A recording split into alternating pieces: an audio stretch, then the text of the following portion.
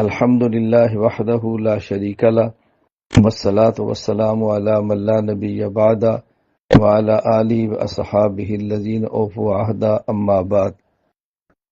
مجھے بعض مقامات سے اطلاعات ملی ہے کہ حضرت مولانا ذوالفقار احمد نقشبندی رحمہ اللہ تعالی کی وفات پر بعض لوگ غائبانہ نماز جنازہ پڑھانے کا یا پڑھنے کا سوچ رہے ہیں۔ حضرت پیر ذوالفقار احمد نقشبندی رحمہ اللہ تعالی سے مجھے اجازت بھی ہے، میرا ان سے بہت گہرا تعلق بھی ہے، میں ان کے مسلک، مذہب اور منہج کو اچھی طرح سمجھتا بھی ہوں۔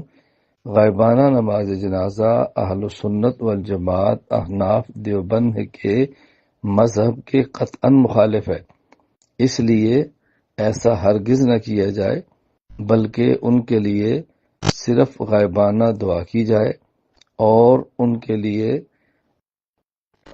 صدقات کا اہتمام کیا جائے، اصحال ثواب کا اہتمام کیا جائے، دعائے مغفرت کی جائے، اور جو براہ راست جنازے میں پہنچ کر جنازہ پڑھ سکیں وہ پڑھیں۔ غائبانہ جنازے کا اہتمام نہ کیا جائے۔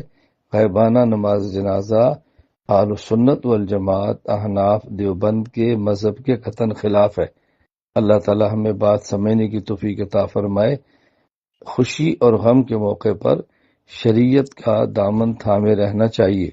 مزید اگر آپ نے تفصیلی دلائل دیکھنے ہوں تو اس کے لیے احناف میڈیا سروسز پہ آپ جائیں اور جا کر تفصیل سے دلائل سماعت فرمائیں۔